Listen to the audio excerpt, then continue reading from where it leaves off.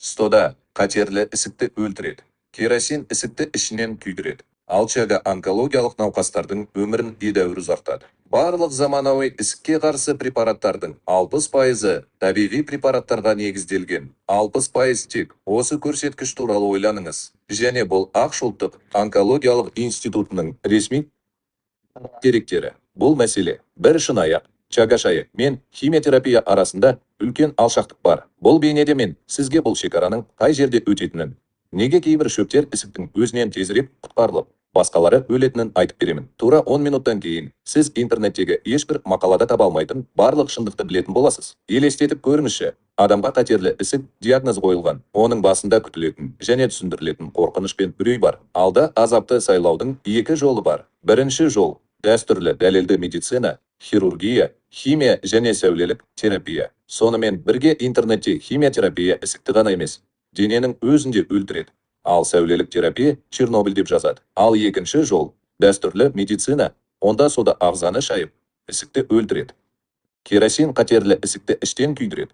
Ал Сент Джон Сусласы 5000 жыл бойы қатерлі ісікпен сәтті күресіп келеді. Екінші жолдың қарапайым, қауіпсіз және табиғи болып көрінетіні анық. Ал сен не білесің? Бұл жерде шындықтың бір бөлігі бар. Онда негізгі қауіп жасырылады. Қазіргі ісікке қарсы препараттардың басым көпшілігі табиғи препараттарға немесе олардан жасалған молекулаларға негізделген. Тынық мұхитындағы қара ағаш, триптомицин, саңырауқұлағы және қызғылт катарантус гүлі ұзақ уақыт бойы дүние жүзінде мыңдаған онкологиялық науқастарды құтқарып келеді. Бірақ әдеттегідей бәрі дозаға байланысты. Көкжидектен емдік әсер алу үшін, көру үшін күніне 22,5 көкжидек жеу керек. Енді елестетіп көріңізші, қатерлі ісік жасушасын өлтіру үшін қанша шөптен жасалған дәрі жеу керек.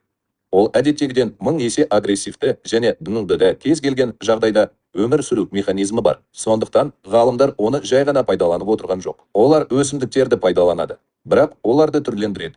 Белсенді затты бөліп шығарады, оны шоғырландырады. Содан кейін жұмыс істейтін препарат алынады. Оның тиімді дозасы клиникалық зерттеулерде таңдалады. Фистадан алынған қайнатпалар сүт безі қатерлі ісігін емдей алмайды. Ал паклитоксел оқшауланған. Бұл өсімдіктен ұзақ уақыт бойы бүкіл әлемдегі әйелдерді құтқарып келеді. Керосин. Дәлірек айтсақ, оның тазартылған түрі қатерлі ісікке қарсы тиімді дәрі ретінде бұрыннан белгілі. Сонау 60 жылдары австриялық медбике 4-ші сатыдағы қатерлі ісікті керосинмен емдей алғаны белгілі. Сонымен 4-ші сатыдағы онкологияны емдеген медбике болған жоқ. Жалпы, бұқаралық ақпарат құралдарында да, ғылыми салада да бұл керосиннің онкология тұрғысынан тиімділігі туралы бірде-бір сөз жоқ. Сонымен бірге оның уыттылығы туралы көптеген зерттеулер жарияланды. Егер ішке қабылданса, керосин ауыр булануды, бауыр мен бүйректің зақымдануын, шырышты және өкпе тіндерінің күйіп қалуын тудырады. Сонымен қатар, керосин асқазан ішек жолдарының қатерлі ісігінің даму қаупін арттырады. Яғни, адамдар қатерлі ісік ауруын күшті канцероген болып табылатын және қатерлі ісік ауруын тудыратын дәрімен емдеуге тырысады. Тода гипотеза осылай естіледі. Қатерлі ісік саңырау құлақтан шыққан. Сондықтан сода ағзаны сілтілендіріп, оны өлтіреді. Айталық. Енді әсер ету механизмі мен дозасын анықтайық. Сонымен сода ағзаға, атап айтқанда, асқазанға түскенде тұз қышқылымен кездеседі. Нәтижесінде ас тұзы, су және көмір қышқыл газы түзіледі. Мектеп бағдарламасы химия 8 сынып. Сондықтан, әрине, судың, тұздың және көпіршіктердің көмегімен біз ештеңе шығарған жоқпыз. Сондықтан сода асқазанға түсіп, ішекке қанға еніп, ақырында ісікке жету үшін дозаны арттыру керек. Естеріңізге сала кетейін. Асқазан белгілі бір қышқылдыққа жеткенде ішекке тамақ жібереді. Бұл ас қорытудың бір бөлігі. Сонымен, асқазан тұз қышқылының жеткілікті мөлшерін шығармайынша, оның ішінде барлық сода бейтараптандырылып, белгілі бір қышқылдыққа жеткенше ішектегі есік ашылмайды. Осылайша, сода ешқашан таза күйінде ішекке, тіпті одан да көп қанға түспейді. Қатерлі ісікке қарсы механизмді қазіргі медицинада қисынды және түсінікті және қарапайым адамға түсінікті әдіспен түсіндіру мүмкін емес. Бірақ әртүрлі себептермен Соның ішінде күйдіргі үшін үнемі сода ішетін адамдарда пайда болатын рикошет синдромын түсіндіруге болады. Асқазан қажетті қышқылдыққа жету үшін үнемі көбірек тұз қышқылын бөліп алу керек екеніне үйренеді. Бір бөлігі ас қорытуға, ал бір бөлігі ас содасын басуға арналған. Осылайша, уақыт өте келе асқазанның қышқылдығы айтарлықтай артады. Гастрит күшейеді және күйдіргі агрессивті болады. Сонымен қатар, сода қабылдауды тоқтату енді мүмкін емес, өйткені бұл күрт өршуге әкеледі. Және, әрине, қатерлі ісік саңырау құлақ емес. Менің тәжірибемде нені жиі кездестіретінімді білесіз бе? Науқас материалды оқиды. Чага, куркума, сода, сент, джон сусласын өз бетінше сатып алады. Мұның бәрін өзі араластырады. Және оны химиотерапия кезінде қабылдай бастайды. Химиотерапияны халықтық әдістермен толықтыру және күшейту идеялары жақсы. Және мұндай тәжірибе бар, және оны интегративті медицина деп атайды. Бұл дәстүрлі және дәстүрлі медицинаның үйлесімі, бірақ көбінесе дәрігер мен пациент керісінше әсерді. Дәлірек айтқанда, жүргізіліп жатқан терапияның әсерінің жоқтығын көреді. Шын мәнінде, шөптік препараттар шынымен тиімді және олардың әсер ету механизмі бар.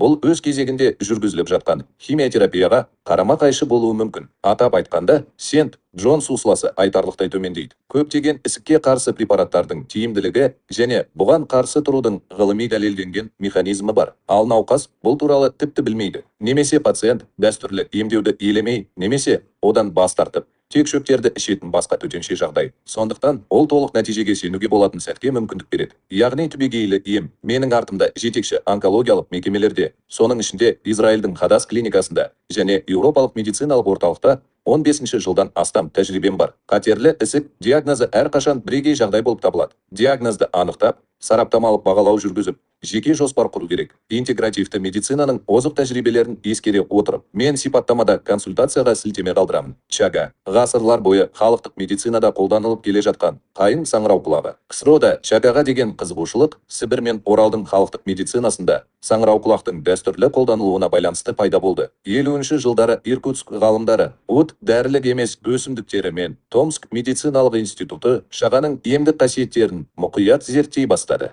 Нәтижесінде 1963 жылы жаңа дәрі әзірленіп, тіркелді. Препаратты жасаудың мақсаты онкологиялық науқастардың жалпы жағдайын жақсарту болды. Созылмалы гастрит кезінде ілеспе терапия ретінде ауырсынуды жеңілдету. Нұсқауларға сәйкес, препарат жалпы сергітетін дәрілер тобына жатады. Бұл ретте көрсеткіштерде препаратты созылмалы гастрит, асқазан ішек жолдарының дискинезиясы кезінде симптоматикалық агент ретінде қолдану керектігі жазылған. Құбылыстармен бұл асқазан жарасы мен қатерлі ісік ауруларында емес. Ол онкологиялық ауруларды емдеуге көрсетілмеген.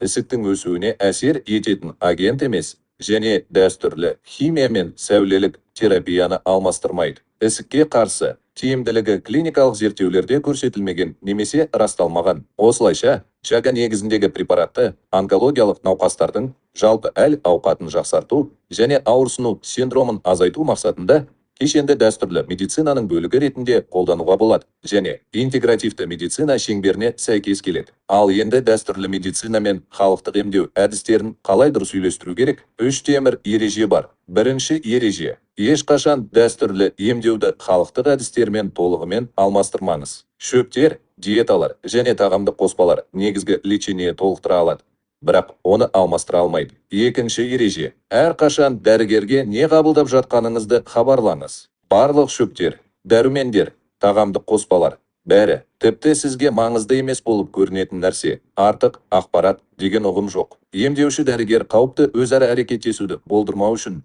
бәрін білу керек. Үшінші ереже: интернеттегі ғажайып препараттарға сенбеңіз. Егер біреу сізге онкологияны бір ғажайып еммен емдеймін деп уәде берсе, бұл алаяқтар. Барлық ауруларға, әсіресе онкологияға қарсы бір өлшемді дәрі жоқ. Көптеген ер адамдар қуық асты безінің қатерлі ісігінің диагнозы импотенцияға әкеледі деп қорқады. Бірақ бұл мүлде олай емес. Мен арнайы бейне түсірдім. Онда мен ерлердің уақытында тексерілуіне кедергі келтіретін негізгі мифтерді жоққа шығардым. Бұл бейне 40 жастан асқан әрбір ер адамға арналған. Қосымша ақпарат менің телеграм каналымда. Денің сау болсын, қамқор бол. Жақын арада кездескенше.